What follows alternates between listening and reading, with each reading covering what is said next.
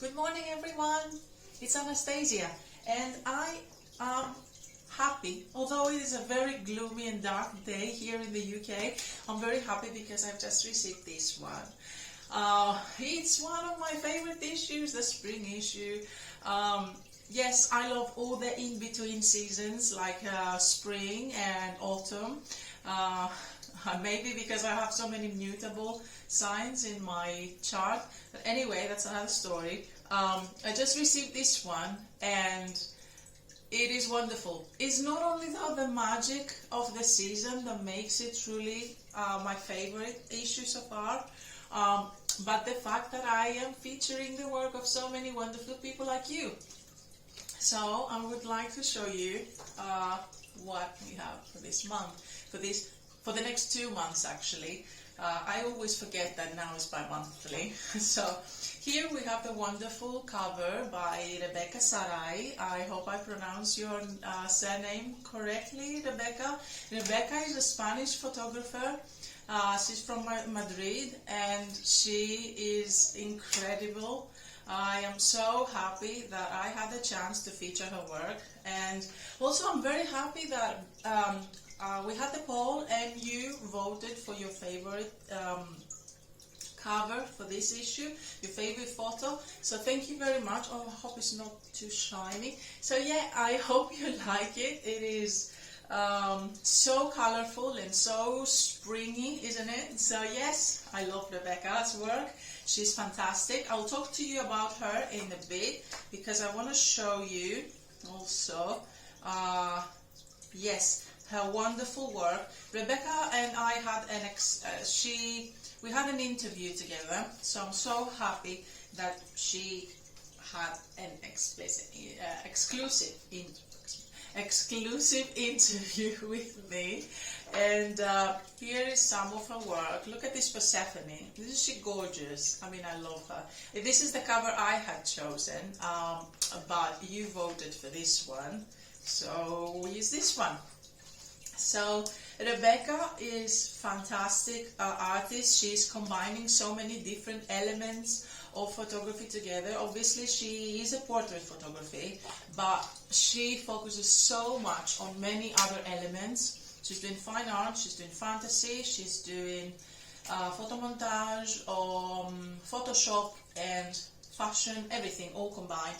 And last but not least, she is also an astrologer, and she's doing she's combining a lot of elements together, like astrology, divination, and all these things together with her photography. So she's having really, really great things to show you. So I have included some.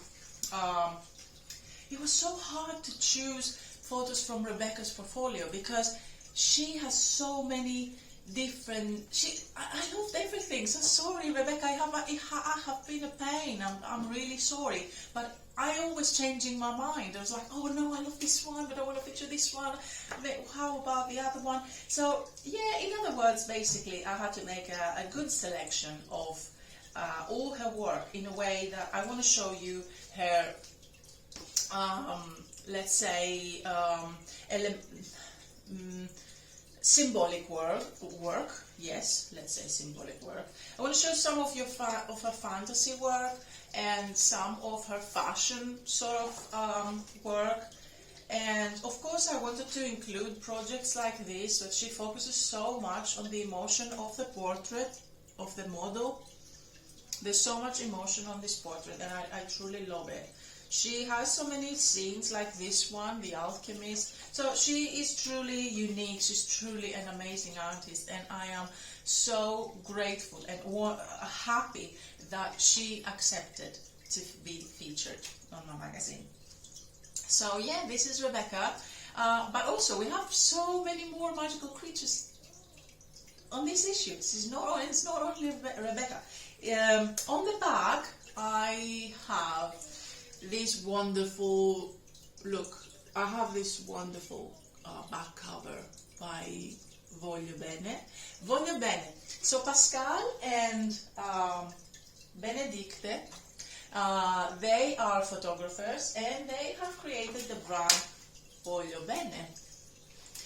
I think the face of this brand, you see more Bene on social. She's more active on social, but actually they are both on the parts of the brand, and they are transforming religious art into something, oh my god, it's a sin, but it's such a sensual, symbolic, grotesque, so many things. It's a very, very unique work. It's very unique. So I would like to show you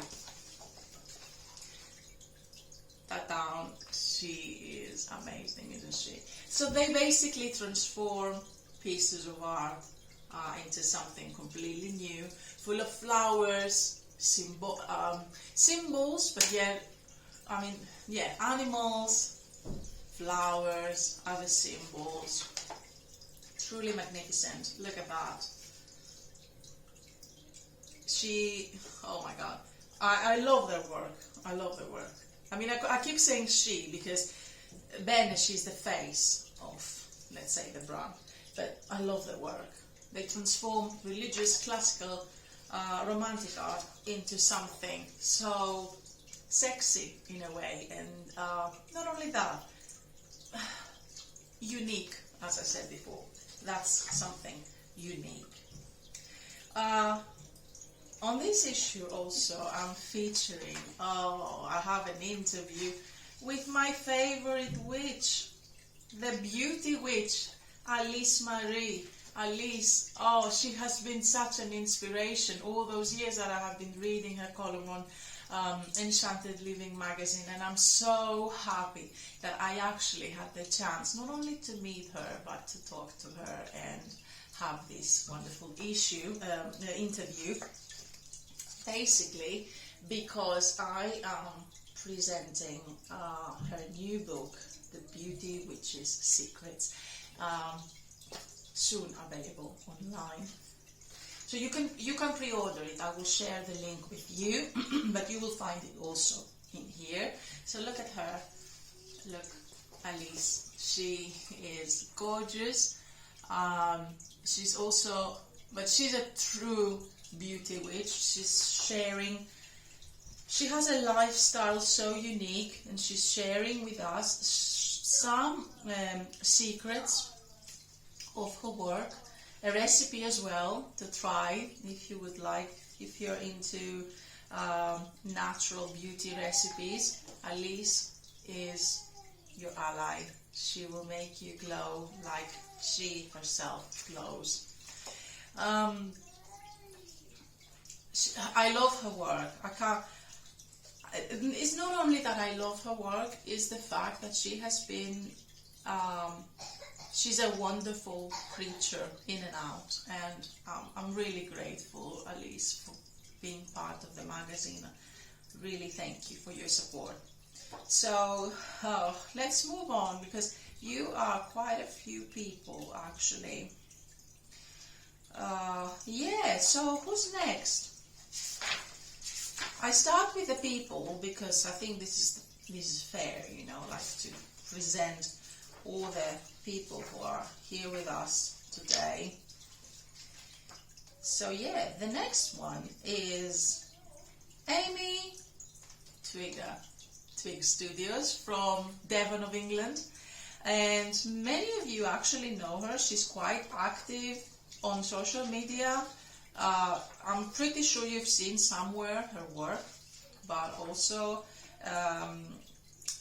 yeah, I'm pretty sure you've seen her somewhere. Twig Studios. She has this unique portfolio of recipes and photography that it has all these, let's say, old-fashioned elements. It has a very nostalgic tone on her work.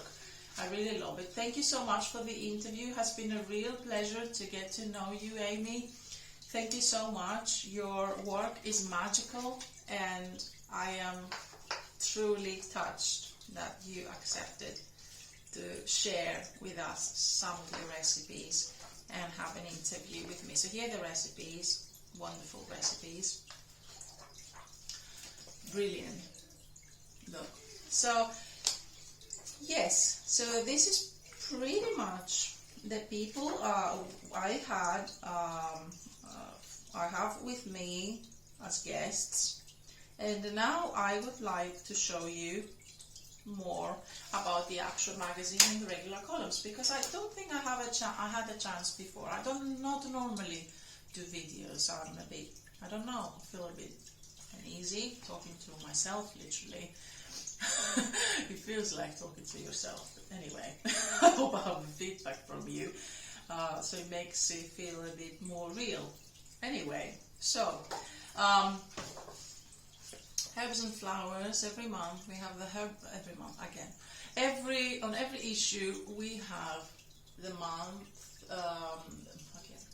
We have the flower or the herb of the month, and we are sharing actually information, the story, the history of the plant, but also some secrets in witchcraft, folklore, divination. We have lots of things. So for this one we have the rose. The rose. Such a long history. I mean, there were pages and pages that we can write about the rose. The rose. Rosa mystica. And associated with Venus, Ishtar, all the goddesses and also from religion. It has been a symbol of Virgin Mary, for some others Mary Magdalene, and it's a she. This flower is really mystical. Not only beautiful, it has a long history. And when I was researching to find some more information about this article, oh my god, there is such a long history, such a mystical history. There's so many things that you can tell about the rose. So yeah, here it is. Oops, sorry, I think it's quite shiny. Yeah. Here I share some magic secrets on every issue. You can find. So this is basically on folklore. So for example, the witches of Asia Minor sprinkled their amulet, the bracelet of crosses as it was called, with rose water and sugar on the full moon. In this way they would call luck on their side. Try it maybe, if you like such things. I'm here for some secrets as well. Oh, Poet's Corner. My sweet young girl, Japanese, she writes a poem, an original poem, on every issue. She's sharing it with us. She had a brilliant idea to write a poetry regarding associated with each issue's planet.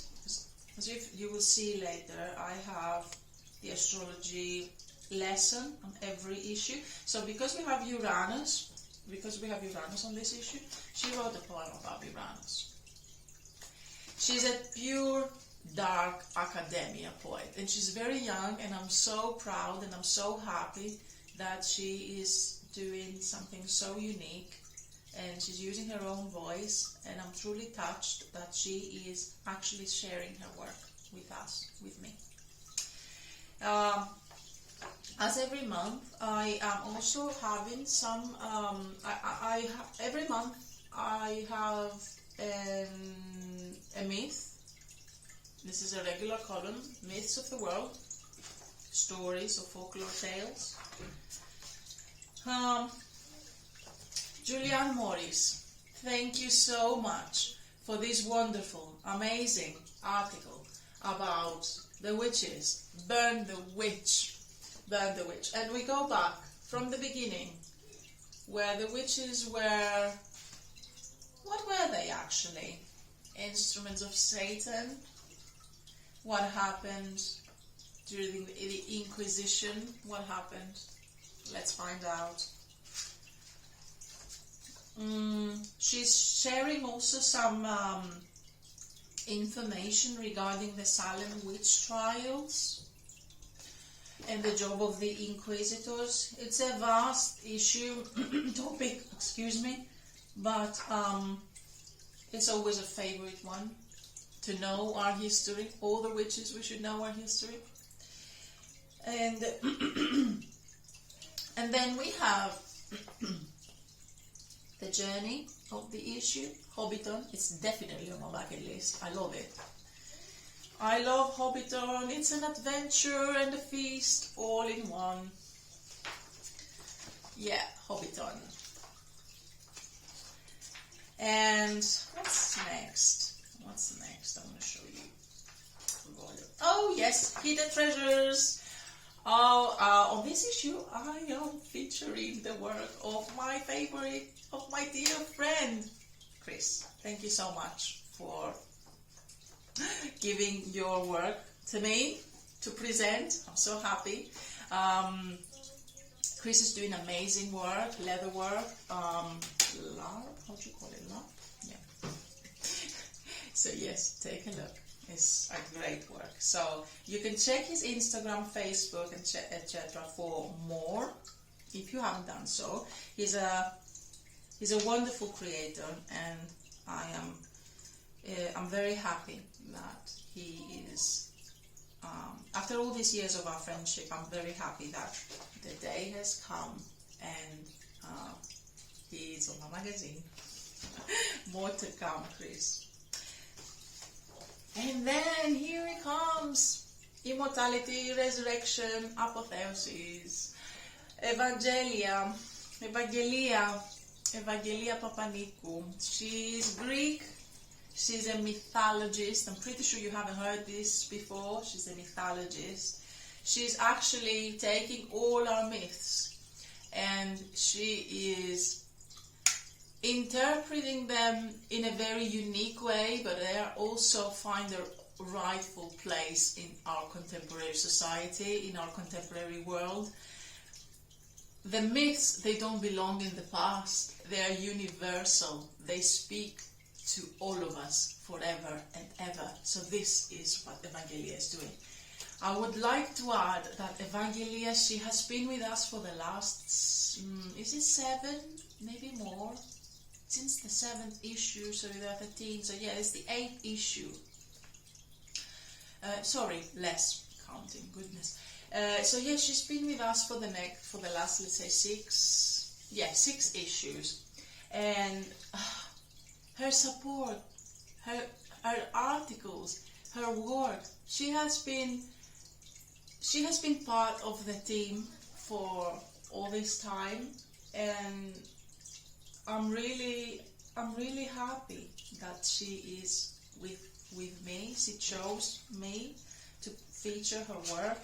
She has been so encouraging, and yes, she's part of the team. And although our relationship started, let's say, barely because she's writing for the magazine, but I consider her a colleague, a friend. You know, it's this wonderful thing that is happening with people when we are sharing mutual, let's say, point of view in life. So she's talking about wonderful things on the latest issue. So this current article, as I said, is about immortality, resurrection, and apotheosis, and it's the elevation of the mortal to the status of god or goddess. So Evangelia is talking about immortality, the divine food, the divine intervention, the mysteries, the motherhood, how about giving and taking life, the God's mercy, and she has included so many myths to consider. The darkness of existence, my friends, that says everything. And I've used classical arts because many of you know me, this is my style. I love anything classical. I love the pre-Raphaelite art. I love romantic art. I love anything classical. Don't talk to me about modern things. Not for me, thank you. I'm very old-fashioned. The Wheel of the Year we have, of course, the pagan column, paganism column. We have Beltane and Walpurgis Night. It's coming on the 1st of May.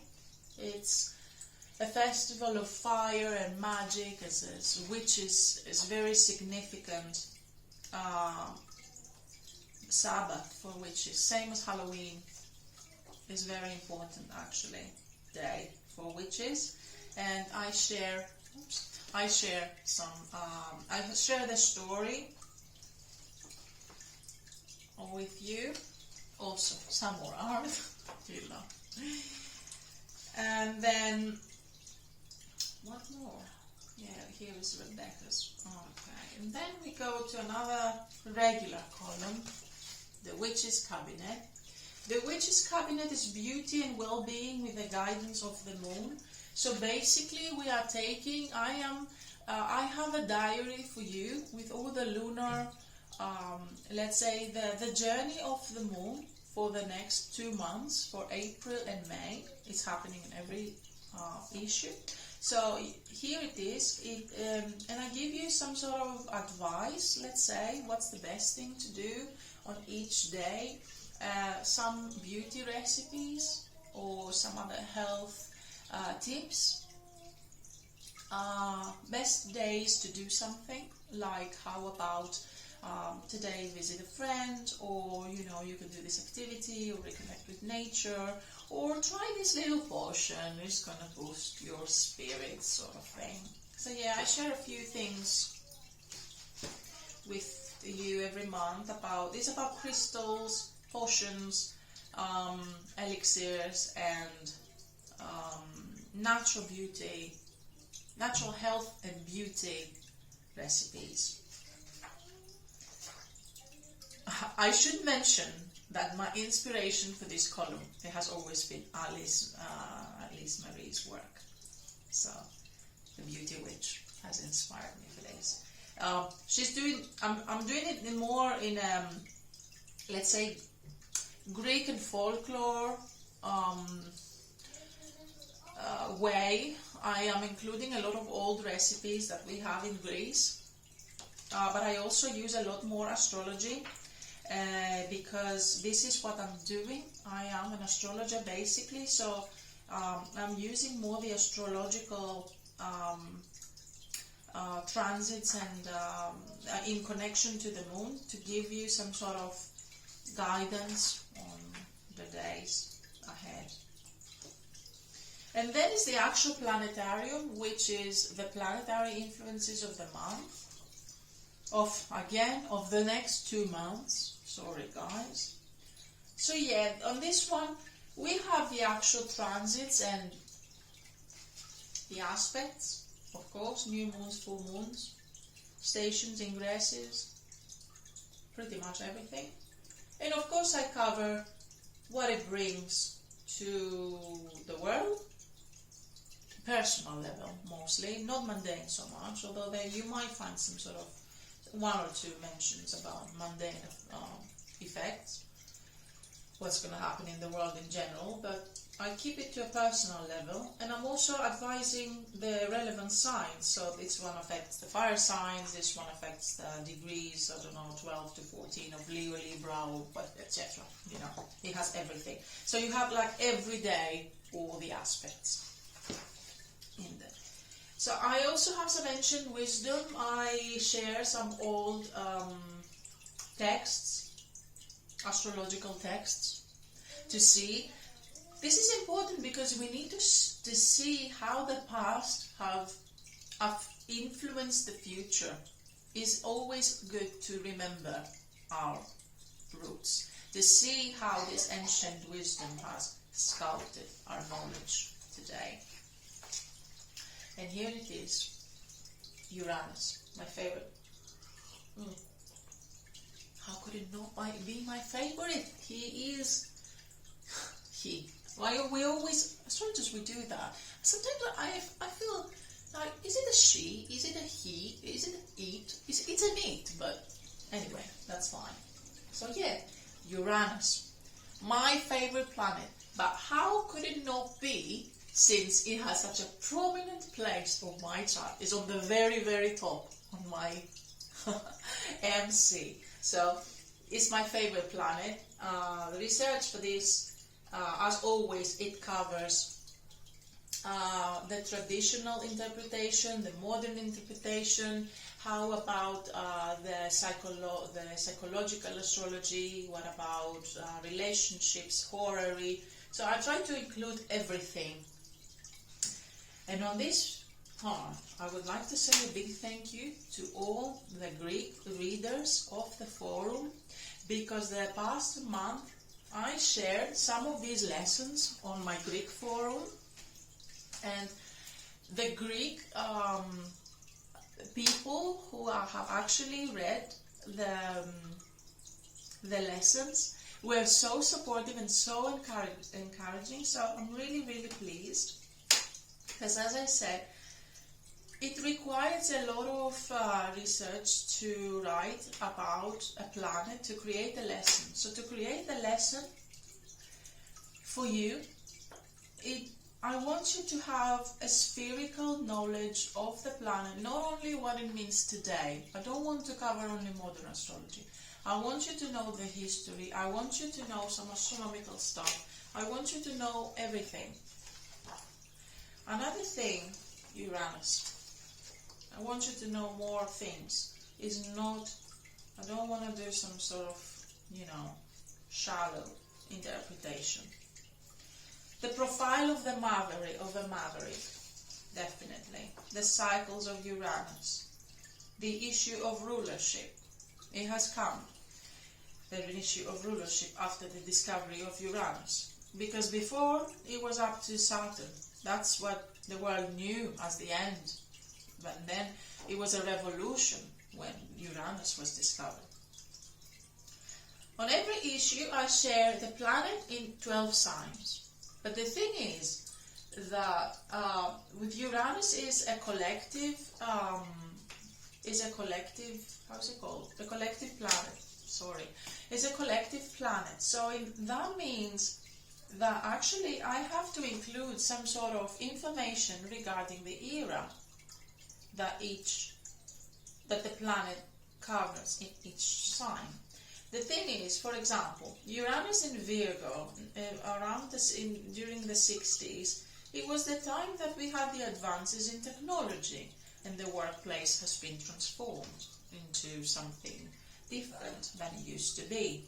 Well, before that, Uranus in Leo, we have the golden age of the cinema. I mean, technically the golden age of the cinema has started in 1920s, 30s, but this glamorous era time when we had Hollywood and the parties and all this, Marilyn Monroe and all those stars that we didn't have before, and the people needed that after the war.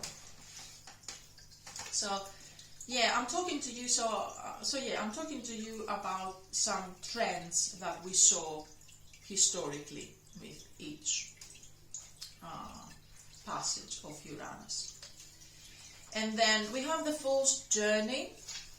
I share this column with my wonderful dear friend Fiona Beth. Fiona is doing the Tea Break Tarot School. Fiona Beth, she's doing the lessons, and she's giving you also some journal and reflection prompts. On my part, I'm doing more of a historical references regarding the cards. Let's say, what are the influences of Kabbalah? What are the influences of alchemy? And how about the mystical orders like the Freemasons or the Rosicrucians or all the other, the Golden Dawn, excuse me, like all of these mystical traditions have sculpted the tarot. This is more like, let's say, the background of the card. Fiona is actually sharing the actual lesson. She is doing some wonderful work in general, so please check her link tree, Global Village Witch, to find out some more wonderful stuff she's doing. And we are nearly at the end. The last one is Runes, Celtic Divination Part 2. On the first issue, the previous one, not the first part, we saw the runes individually.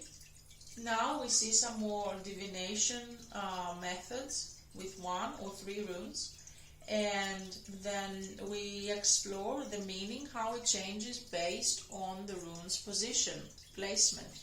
So what is it? It's in the west, or the east, north, etc. That's it. So here it is basically, and yeah, that's it. That's it. Finished. Thank you so much for being with me today, and we had this preview, let's say, of the magazine. I would like also to let you know that there are options to buy. So there are actually 2 options. One is to buy in digital form, and the other one is to have it print. I love the print issue, to be honest. I mean, I always try to promote more the print issue. It's because I'm like physically. It's a physical aesthetic object, and I love it. I don't know. I just love it. I love it. Before I have it, when I have it in a digital form, I don't feel so much. I don't have the satisfaction of the creation. I don't know if it makes sense. But then